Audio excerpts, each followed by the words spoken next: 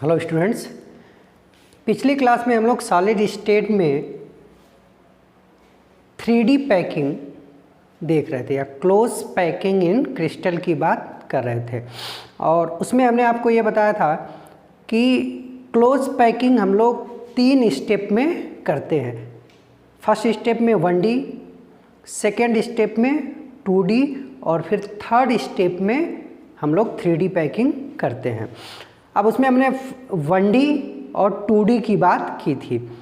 2D में हमने ये देखा था कि हमको 2 तरह के यूनिट सेल मिल रहे थे। एक था स्क्वायर यूनिट सेल और दूसरा था हेक्सागोनल यूनिट सेल। तो उसमें जो स्क्वायर क्लोज पैकिंग था 2D में, उसको जब हम 3D में ले गए थे तो हमको SCC या BCC टाइप का यूनिट सेल 3D में मिला था। और आज हमको देखना है कि जब 2D हेक्सागोनल यूनिट सेल को 3D में कन्वर्ट करेंगे तो फिर क्या चीज़ें होंगी। तो आज हमको पढ़ना है 3D close packing, 3D close packing from 2D hexagonal close pack. ठीक है, अगर हमारे पास 2D में हेक्सागोनल क्लोज पैक्ड मिला है तो उसको अब 3D में ले जाएंगे तो किस तरह से हमारा पैकिंग निकल के आएगा।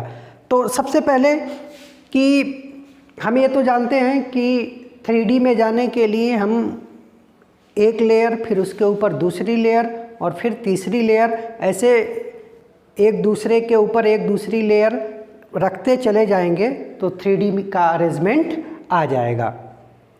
ठीक है, तो अब हम लोग हेक्सागोनल क्लोज पैक जो 2D में हमको मिला था उसको 3D में अरेंज करने जा रहे हैं। तो इसमें जो फर्स्ट लेयर होगी, फर्स्ट लेयर, तो फर्स्ट लेयर को हमने ए लेयर बोला था, या मान लो कि इसको हम ए लेयर बोलेंगे। तो ये किस तरह से आएगा हेक्सागोनल में। हेक्सागोनल में हम लोगों ने क्या किया था बेटा कि ये जो स्फीयर्स थे ये इनकी फर्स्ट रो बनाई थी और जब इनके डिप्रेशन में यहाँ पे हम लोगों ने दूसरा रखना शुरू किया था तो इस तरह से हमको हेक्सागोनल क्लोज पैकिंग मिली थी। ठीक है बेटा, ये हमको मिला था हेक्सागोनल क्लोज पैकिंग। अब इस लेयर का नाम हम लोगों ने रख लिया है ए लेयर।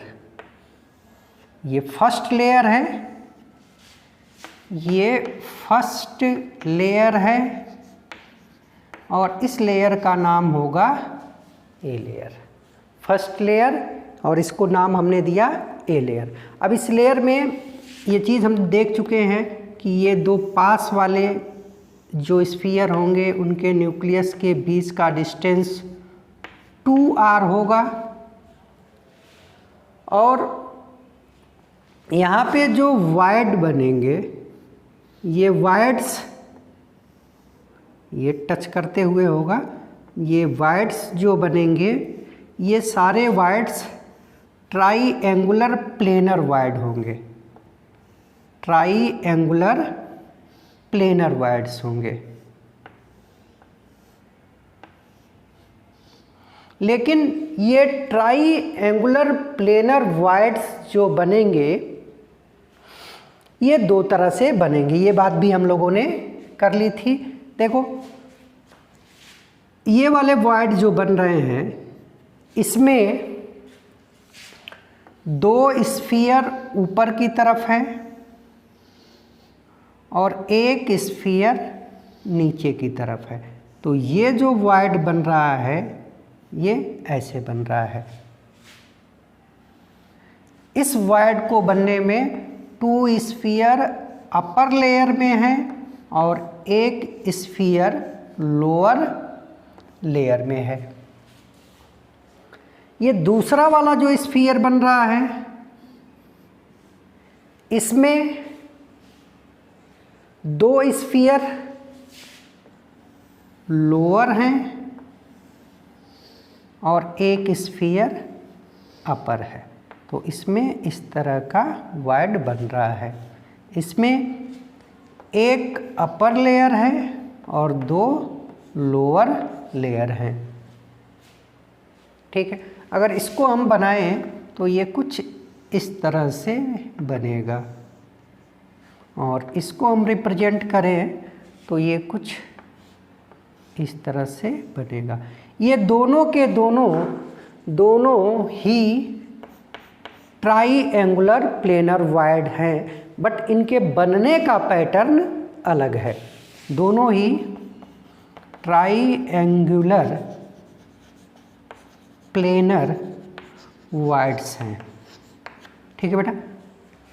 अब चलो इनका हम अपनी सुविधा के लिए एक नाम दे देते हैं। चलो मान लो इसको हमने रखा, इसको हमने बोल दिया क्रॉस। ये क्रॉस से हम लोग रिप्रेजेंट करेंगे और इसको हम लोग रिप्रेजेंट करेंगे डॉट से, ऐसे डॉट से। ठीक है, तो ये अपनी फर्स्ट लेयर तैयार हो गई। अब इसी फर्स्ट लेयर के ऊपर हमको अब सेकेंड लेयर रखनी है, तो वो देखते हैं। सेकेंड इसमें हम लिख देंगे प्लेसिंग सेकेंड, प्लेसिंग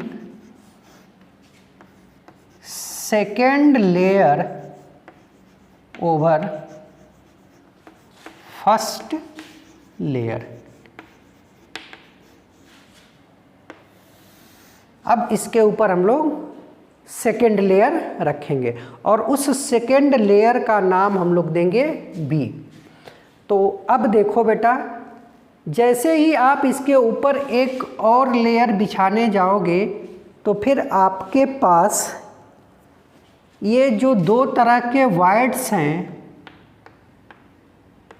इनमें से एट ए टाइम एक समय पे आप किसी एक ही वॉइड को कवर कर सकते हो। जैसे मान लो या तो तुम ये सिर्फ क्रॉस क्रॉस को कवर कर सकते हो, देखना,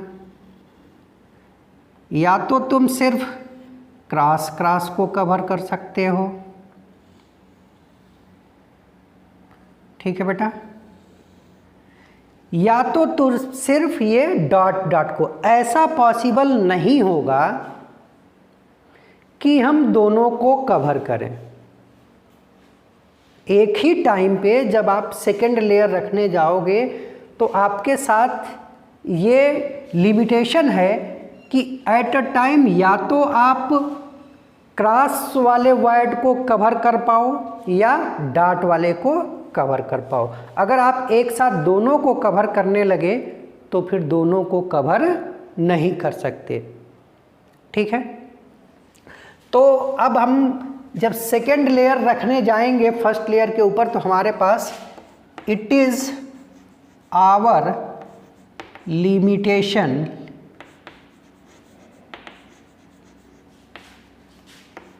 to cover only one type of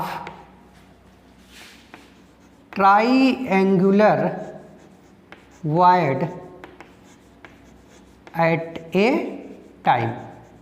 आप दोनों को एक साथ कवर नहीं कर सकते। ठीक है, तो अब एक टाइम पे एक ही कवर होगा। हाँ, ये ज़रूर है, ये बहुत इम्पॉर्टेंट बात है कि आप चाहें क्रॉस को कवर कर लो चाहे डॉट को कवर कर लो, इसके पैकिंग इफिशियंसी पे इफेक्ट नहीं पड़ेगा। तो ये भी बात लिख लो कि there will no effect on efficiency either by covering dot और क्रॉस।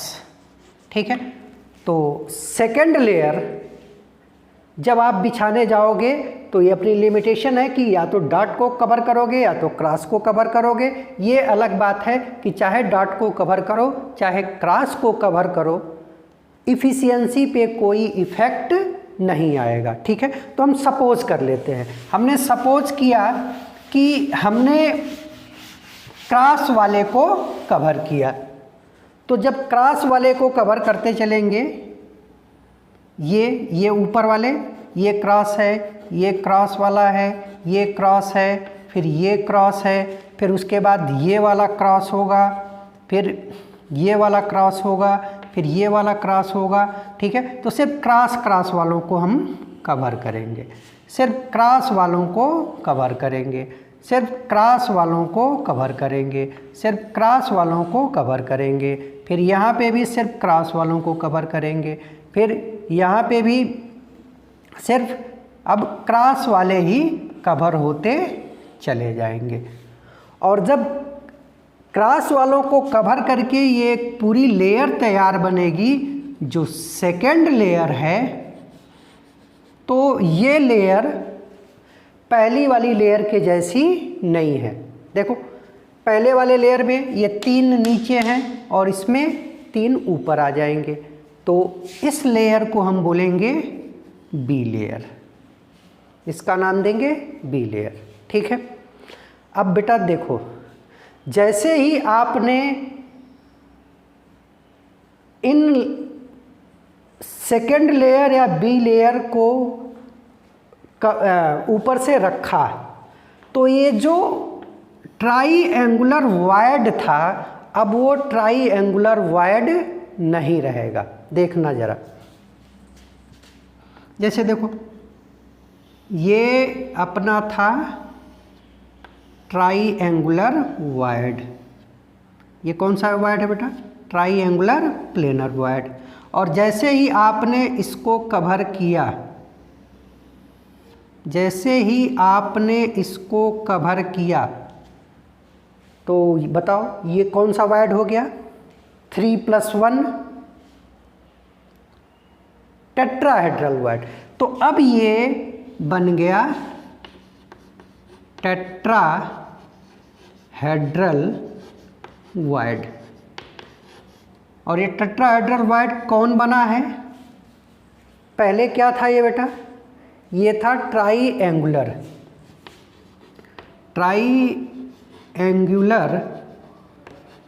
वॉइड, जिसको हमने कवर किया, विच इज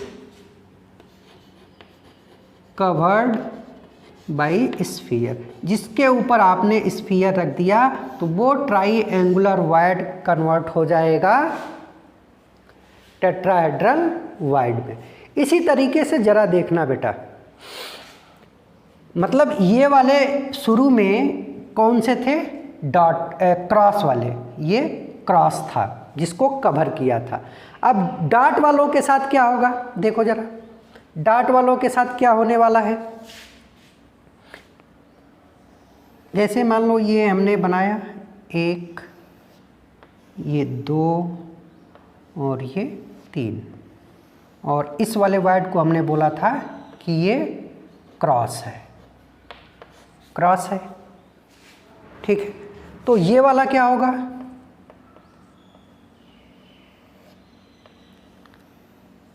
ये वाला अब डॉट हो जाएगा, थोड़ा ध्यान से देखना, डॉट हो जाएगा। ठीक है बेटा, फिर यहाँ पे जो बनेगा वो क्रॉस हो गया, फिर ये वाला बनेगा वो क्रॉस हो गया है। ठीक है, ये वाला भी क्रॉस है, ये वाला भी क्रॉस है, ये वाला भी क्रॉस है और ये वाला डॉट है। अभी आप जब सेकंड लेयर बिछा रहे हो तो आपने ये कहा है कि हम अभी सिर्फ क्रॉस क्रॉस को कवर करेंगे। तो देखो, क्रॉस को जब तुम कवर करोगे तो इसको कवर करना है, तो ये कुछ ऐसे बनेगा।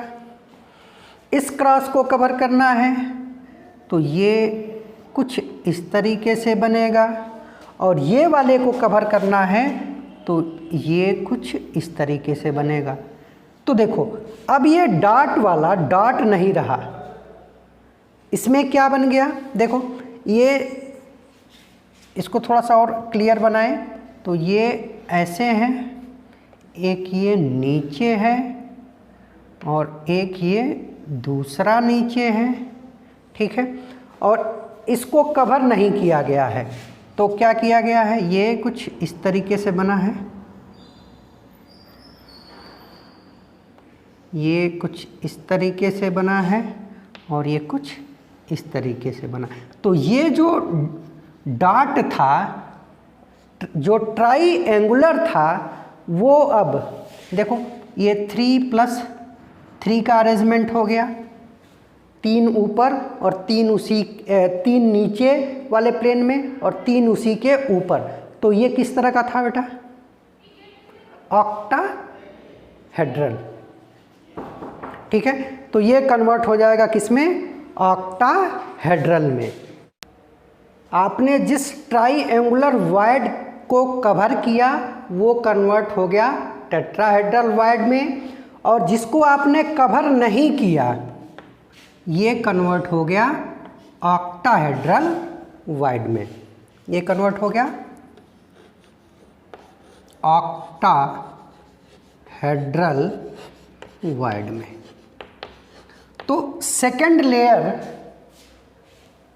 लगाने का, बिछाने का हमको क्या मिला कि फर्स्ट लेयर में जो हमारे पास वॉइड थे वो ट्राईएंगुलर वॉइड से, और जैसे ही उसके ऊपर हमने सेकंड लेयर ले आई तो सेकंड लेयर के आते ही वो ट्राईएंगुलर वॉइड अब कन्वर्ट हो गए या तो टेट्राहेड्रल वॉइड में या ऑक्टाहेड्रल वॉइड में। अब ध्यान आपको ये रखना है कि कौन सा ट्राईएंगुलर वॉइड कन्वर्ट होगा टेट्राहेड्रल में और कौन सा कन्वर्ट होगा ऑक्टाहेड्रल में। तो जिस ट्राईएंगुलर वॉइड को आपने कवर किया है वो कन्वर्ट हो जाएगा टेट्राहेड्रल में। देख लो, ये दिख रहा है बेटा, ये है 3+1, तो 3 एक प्लेन में और एक दूसरे प्लेन में। इसमें क्या है 3+3, 3 एक प्लेन में और 3 दूसरे प्लेन में। तो ये हो गया ऑक्टाहेड्रल वॉइड। तो मेन चीज़ क्या निकल के आई कि जैसे ही आपने सेकंड लेयर रखी तो जो अपना ट्राईएंगुलर वॉइड था वो कन्वर्ट हो गया एक तो टेट्राहेड्रल में, टेट्राहेड्रल वॉइड में, और सेकंड हो गया ऑक्टाहेड्रल वॉइड में। और ये टेट्राहेड्रल में कौन, जिसको कवर्ड, विच इज कवर्ड। जैसे अभी हम लोग किसको लेके चल रहे थे, क्रॉस को। और ऑक्टाहेड्रल वॉइड में कौन कन्वर्ट होगा, which is not covered by second layer, जिसको अभी हम लोग लेके चल रहे थे डॉट।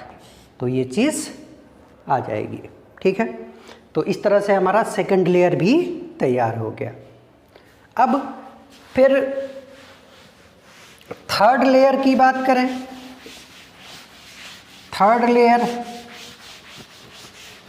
तो जब हम लोग प्लेसिंग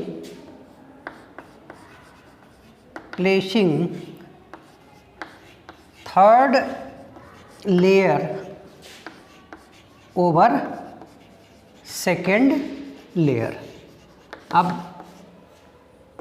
थर्ड लेयर के सेकेंड लेयर के ऊपर अब हम लोग थर्ड लेयर प्लेस करेंगे। अब देखो, इसको भी जब हम करने जाएंगे तो फिर हमारे पास दो तरह के वायर्स पहले से हैं, एक है टेट्राहेड्रल और एक है ऑक्टाहेड्रल। फिर हमारे पास ये लिमिटेशन आ जाएगी कि अब किसको कवर करें। हमारे पास फिर से दो ऑप्शन आएंगे, while placing third layer over second layer there are two option. Again फिर से हमारे पास दो ऑप्शन आ जाएंगे। इसमें फर्स्ट ऑप्शन ये होगा कि हम टेट्राहेड्रल वायर्ड को कवर करें। Option first, to either cover tetrahedral void, या सेकेंड ऑप्शन होगा और second option to cover octahedral void. ठीक है ना बेटा? तो फिर हमको ये दोनों ऑप्शन अलग अलग करके देखना पड़ेगा। तो हम ऑप्शन 1 देखते हैं, जिसमें हमने थर्ड लेयर से टेट्राहेड्रल वायर्ड को कवर किया है। तो ये बोलते हैं सेकंड, मतलब फर्स्ट इसमें है option first, when tetrahedral wired is covered by third layer. अब ये जो थर्ड लेयर होगी, उस थर्ड लेयर से हम लोग टेट्राहेड्रल वायर्ड को कवर करेंगे। अब देखो, जब हम लोग टेट्राहेड्रल वायर्ड, जो सेकेंड लेयर का टेट्राहेड्रल वायर्ड है, इस टेट्राहेड्रल वायर्ड को हम लोग थर्ड लेयर में जब कवर करने लगे तो ऐसा पाया गया कि जो फर्स्ट लेयर है और जो थर्ड लेयर है वो आइडेंटिकल है। फर्स्ट लेयर और थर्ड लेयर आइडेंटिकल है, और इसी तरीके से फोर्थ लेयर, फर्स्ट और थर्ड आइडेंटिकल थे, फिर सेकेंड और फोर्थ आइडेंटिकल थे।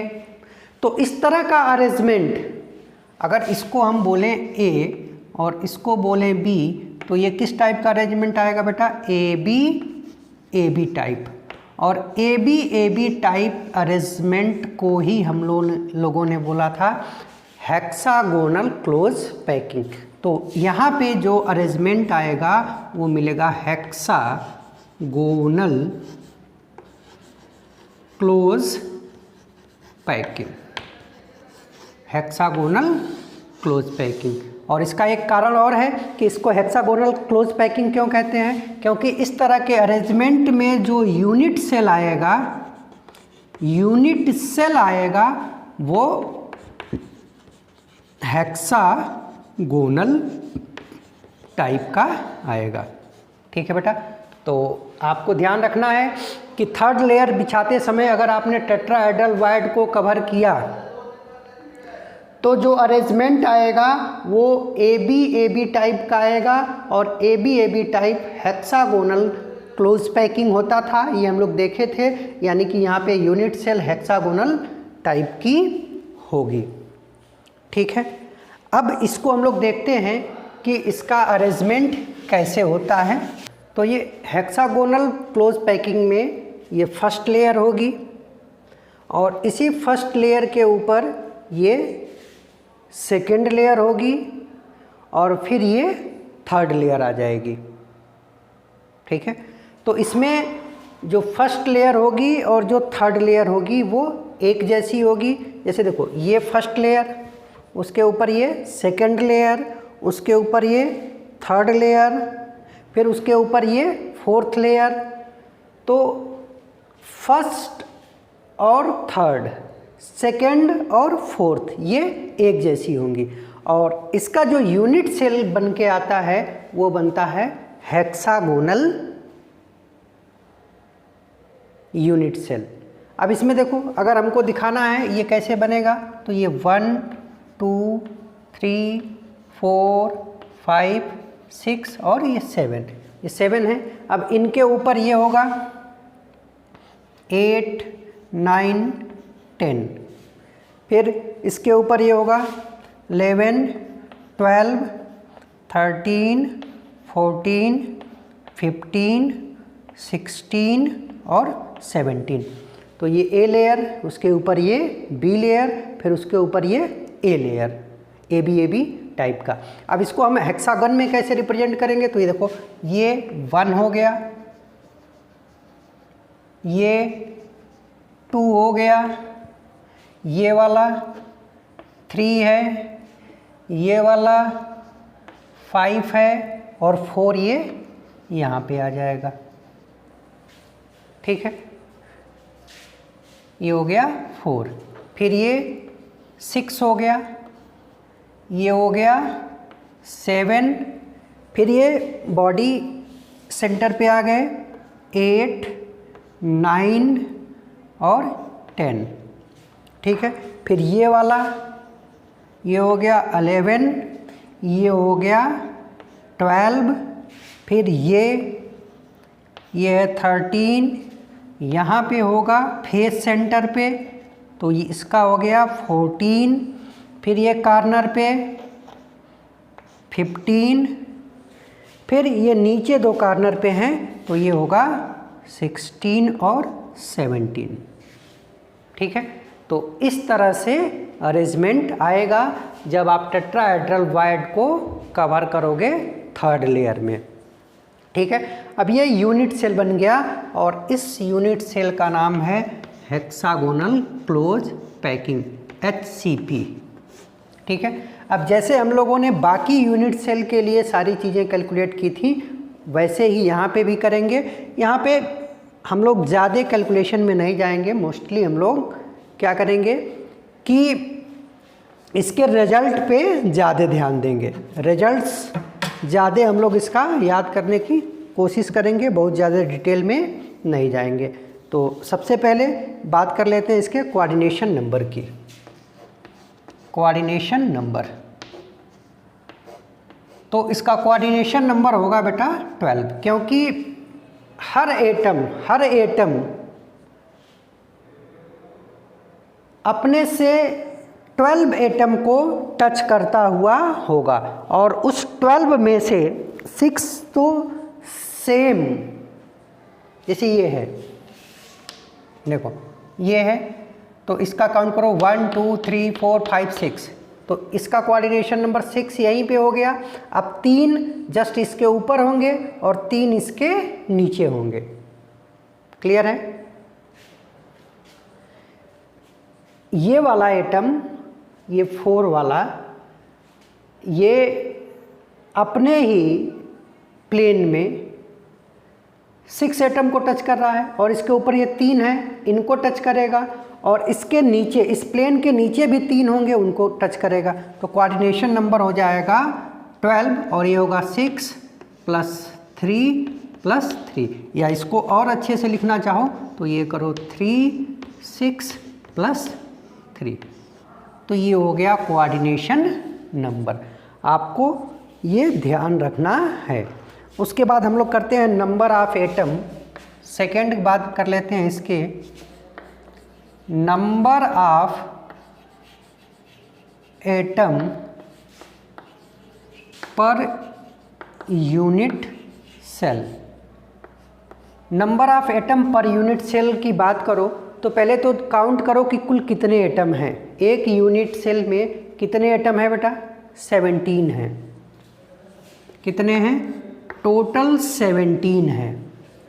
अब 17 में 12 एटम तो कार्नर पे हैं, जरा काउंट करो कार्नर पे कौन कौन है।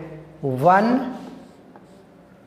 2, फिर उसके बाद 3, फिर उसके बाद 5, फिर 6, फिर 7, फिर उसके बाद 11, फिर 12, फिर उसके बाद 13,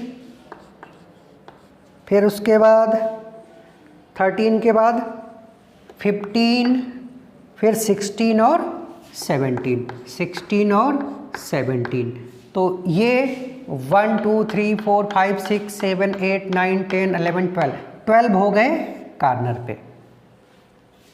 ठीक है बेटा, इसमें 2 एटम 17 में से 2 एटम फेस सेंटर पे हैं।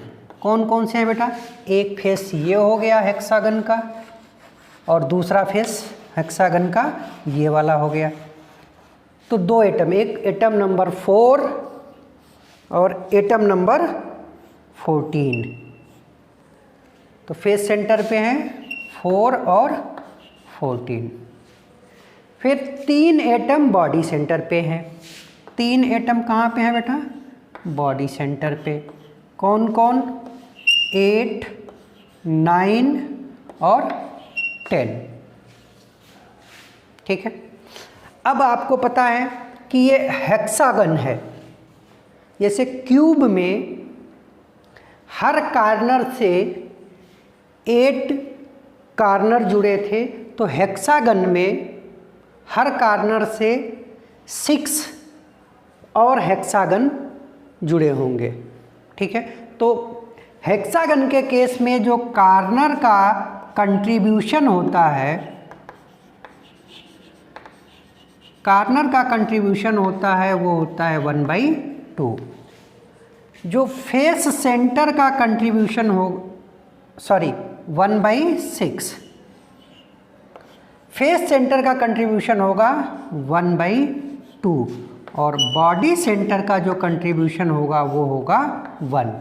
तो अगर आप इसका Z निकालो तो Z कितना आ जाएगा बेटा? Lattice point into contribution.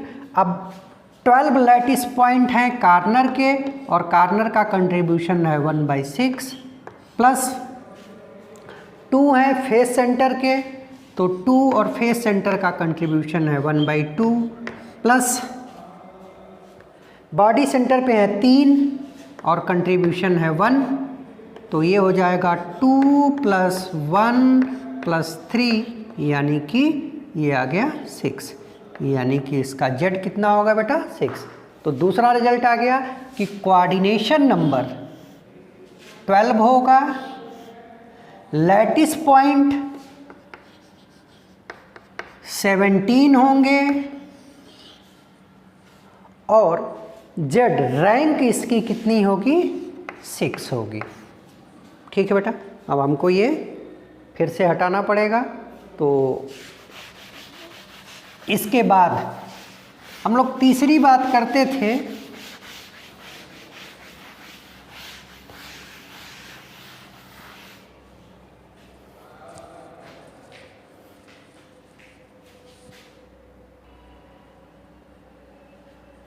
जो नेक्स्ट बात है हमारी वो है volume of atom inside the unit cell. अब किसी भी यूनिट सेल के अंदर एटम का वॉल्यूम हम लोग क्या निकालते थे, कैसे निकालते थे? उसकी रैंक निकालते थे कि इफेक्टिव नंबर ऑफ एटम कितने हैं, और उसमें एक एटम के वॉल्यूम से मल्टीप्लाई कर देते थे। तो वॉल्यूम इनसाइड कितना होता था? Z रैंक, और एटम स्फेरिकल है तो 4/3 πr³। तो Z × 4/3 πr³। Z की वैल्यू हम निकाल चुके हैं 6 होता है, और 4/3 πr³ करेंगे तो ये आ जाएगा 8 πr³। ठीक, उसके बाद अगली बात है वॉल्यूम ऑफ यूनिट सेल। अब यहाँ पे हम कैलकुलेशन नहीं करेंगे, मेन हमको रिजल्ट याद रखने हैं।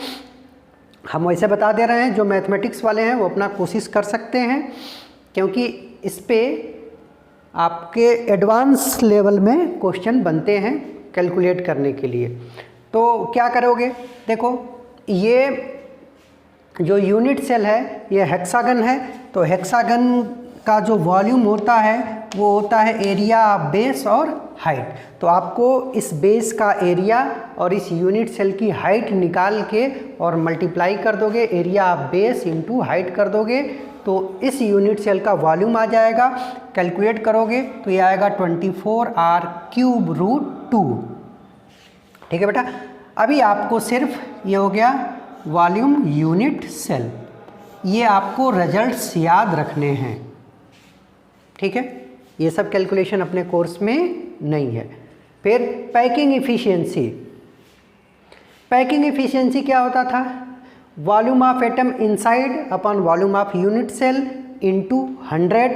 तो आप ये चीज़ आपको पता है कि वॉल्यूम ऑफ एटम इनसाइड होता है 8πr³ और volume of unit cell 24r³√2 into 100 करोगे, कैलकुलेट करोगे तो ये आएगा 74%। और परसेंटेज ऑफ वाइड हमेशा हम लोग निकालते थे 100 माइनस पैकिंग इफिशियंसी, तो 100 माइनस 74 ये आ जाएगा 26%। तो इस तरीके से हमने फर्स्ट ऑप्शन को एडाप्ट किया, यानी कि हमने क्या किया, when tetrahedral wired is covered by third layer. जो सेकंड लेयर में टेट्राहेड्रल वायर्ड बना था, उस टेट्राहेड्रल वायर्ड को हमने थर्ड लेयर से कवर्ड किया, तो जो यूनिट सेल बना वो HCP टाइप का बना।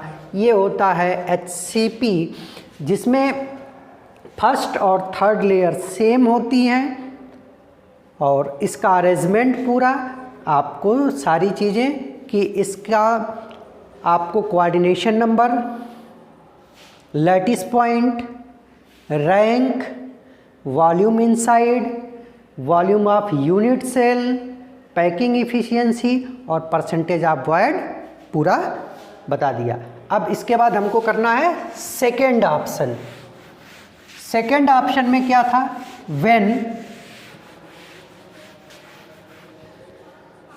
सेकेंड ऑप्शन था बेटा, second option when octahedral void of second layer were covered by third layer. और जब हमने ऐसा करना शुरू किया कि सेकेंड लेयर में जो ऑक्टाहेड्रल वॉइड बना था, उस ऑक्टाहेड्रल वॉइड को हमने थर्ड लेयर से कवर किया, तो ये देखने को मिला कि जो थर्ड लेयर आ रहा है वो न तो पहले के जैसा है, जिसको A बोला था, न तो दूसरे लेयर के जैसा है जिसको B बोला था, ये इन दोनों से अलग था, तो इसका नाम रखा गया C लेयर। ठीक है, तो आपको ये ध्यान रखना है कि जब हमने थर्ड लेयर रखते समय सेकेंड लेयर के ऑक्टाहेड्रल वॉइड को कवर किया, तो जो थर्ड लेयर आया वो न फर्स्ट लेयर यानी कि A लेयर से भी मिलता जुलता नहीं, सिमिलर नहीं था, और B लेयर से भी मिलता जुलता नहीं था, तो थर्ड लेयर का हमने नाम रखा C लेयर। और इस तरह से यहाँ पे जो क्रिस्टल बना वो बना ABC टाइप का है। और इसका जो ABC टाइप जो बना, इसका जो यूनिट सेल बना वो बना cubical close unit cell, cubical close unit cell. तो फिर हमको अब ये क्यूबिकल क्लोज यूनिट सेल कैसे बनता है और इसके सारे रिजल्ट के बारे में देखना है।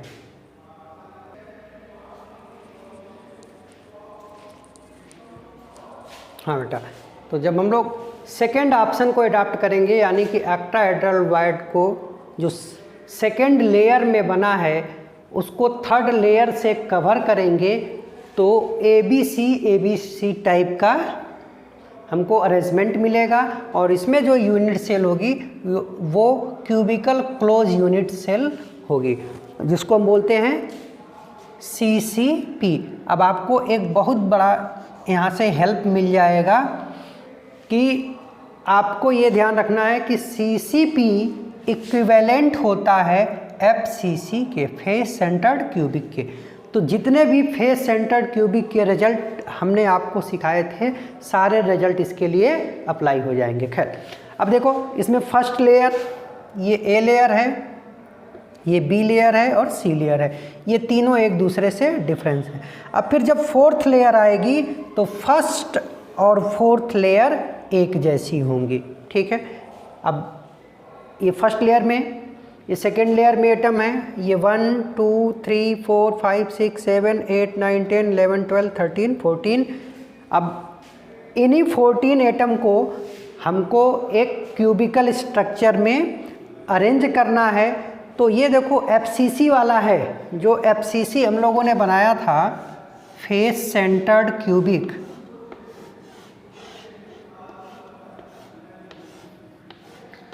तो ये यहाँ पे था, लैटिस पॉइंट कॉर्नर पे थे और फेस पे थे, ठीक है। अब इसी को तुम पकड़ के खींच दो, ये कोना पकड़ा और ये कोना पकड़ा, इसको खींचोगे तो यही वाला स्ट्रक्चर बन जाएगा, ठीक है ना। ये FCC है, इसको दोनों कोने पकड़ के इसको खींचा तो ये CCP बन जाएगा। क्लियर है। तो FCC के जितने रिजल्ट थे वो सारे CCP के लिए अप्लाई होंगे। जैसे उसका कोऑर्डिनेशन नंबर कितना था बेटा 12, Z कितना था 4, volume of atom inside 16/3 pi r cube, volume of unit cell 16 r cube √2, efficiency 74 और परसेंटेज ऑफ वाइप 26, ठीक है।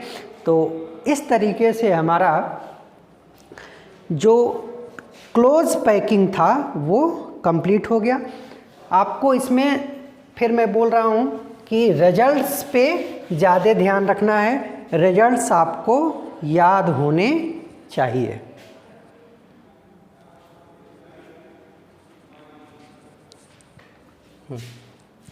हाँ बेटा, अब ज़रा देख लेते हैं location and number of tetrahedral voids and octahedral void in CCP and HCC।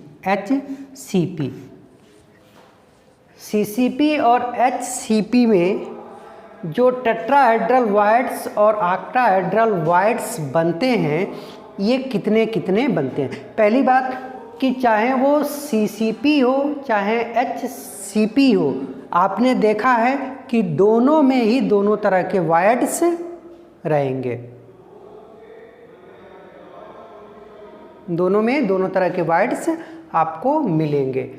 तो आपको इन दोनों में CCP और HCP में जो टेट्राहेड्रल वायर्ड्स और ऑक्टाहेड्रल वायर्ड्स बन रहे थे उनका नंबर आपको देखना है। तो अगर हम CCP की बात पहले करें तो इसी से हम रिजल्ट निकाल के और HCP की भी बात कर लेंगे। अब देखो CCP में जो टेट्राहेड्रल वायर्ड्स होते हैं ये होते हैं बॉडी डायगोनल पे, और हर बॉडी डायगोनल पे 2 टेट्राहेड्रल वायर्ड्स होते हैं, ठीक है। टेट्राहेड्रल वायर्ड्स CCP के केस में बॉडी डायगोनल पे होगा और हर बॉडी डायगोनल पे 2 टेट्राहेड्रल वायर्ड्स होगा, और ऑक्टाहेड्रल वायर्ड्स बॉडी के सेंटर पे होगा और एज सेंटर पे होगा।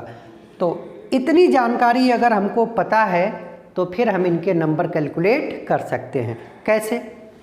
देखो अभी हमने आपको बताया था कि CCP एक्चुअल में ये FCC होता है, FCC के जैसे होता है। तो चलो कैलकुलेशन करते हैं। अगर ये FCC है तो पहले कैलकुलेशन कर लो टेट्राहेड्रल वॉइड का। अब ये टेट्राहेड्रल वॉइड्स होते कहाँ हैं? ये होते हैं बॉडी डायगोनल पे, बॉडी डायगोनल, और हर बॉडी डायगोनल पे होते हैं 2, हर बॉडी डायगोनल पे होते हैं 2। अब FCC की बात करो जरा बेटा। तो FCC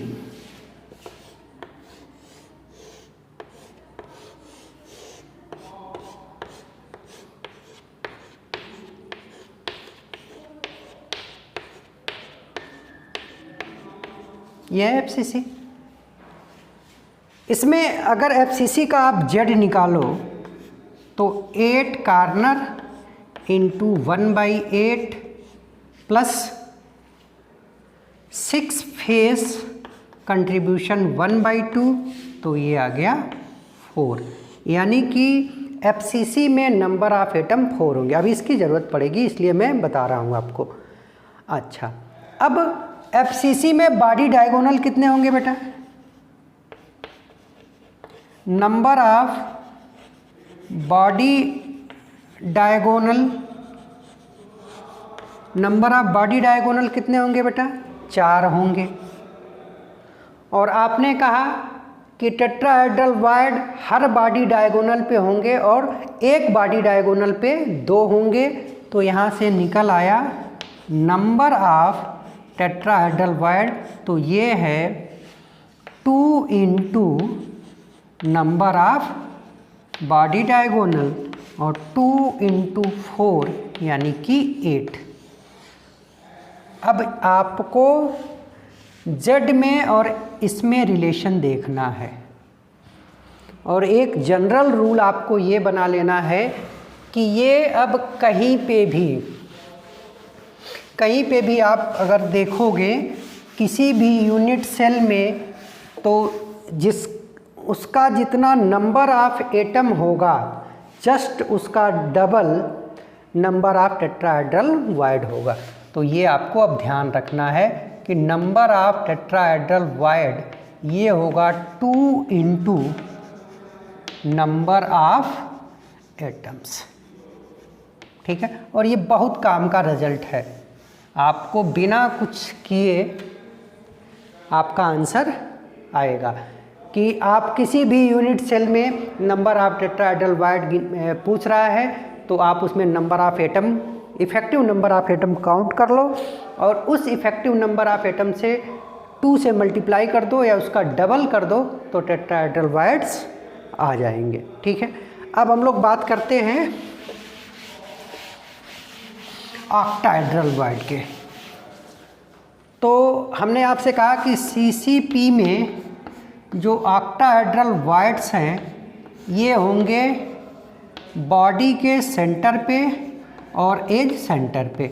बॉडी का सेंटर 1 होता है तो यहाँ से आएगा 1, बोलो, और एज का सेंटर होता है 12 तो यहाँ से आएंगे 12। ठीक, अब इसका कंट्रीब्यूशन देखो। Number of octahedral void, number of octahedral void निकालो। बॉडी सेंटर जो है तो 1 है, उसका कंट्रीब्यूशन 1 होगा और प्लस एज सेंटर 12 हैं और इसका कंट्रीब्यूशन 1/4 होता है तो ये आ जाएगा 4।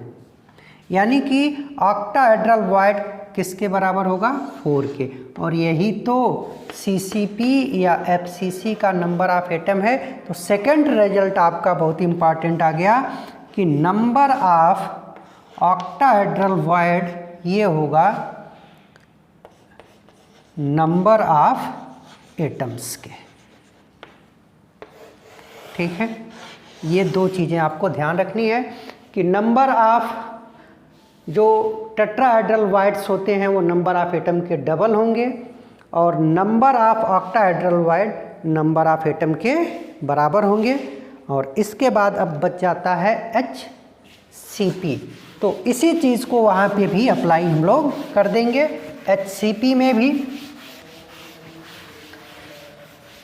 HCP में जो आपने नंबर ऑफ एटम निकाला था वो 6 था। HCP में बेटा नंबर ऑफ एटम या उसका Z कितना आया था, 6 आया था। तो उसी फार्मूले को यूज़ करो। नंबर ऑफ टेट्राहेड्रल वाइड्स इसका डबल तो 2 × 6 यानी कि 12 और नंबर ऑफ ऑक्टाहेड्रल वाइड्स ये हो जाएगा 1 × 6 यानी कि 6। तो ये रिजल्ट आपको इसके लिए याद करना है। क्लियर है बेटा? और इस तरीके से ये वाला पोर्शन हमारा ख़त्म हो गया। अब हमको पढ़ना है डिफेक्ट इन क्रिस्टल। उसके पहले ये फार्मूला पे 1-2 क्वेश्चन हम आपको करा देंगे। अब तक हम लोग फार्मूला करते थे जब वाइड्स नहीं थे, लेकिन अब आगे जो हमसे फार्मूला पूछा जाएगा उसमें यही कहेंगे कि एक कोई क्रिस्टल है। चलो इसको हम लोग नेक्स्ट क्लास में देख लेंगे। Thank you.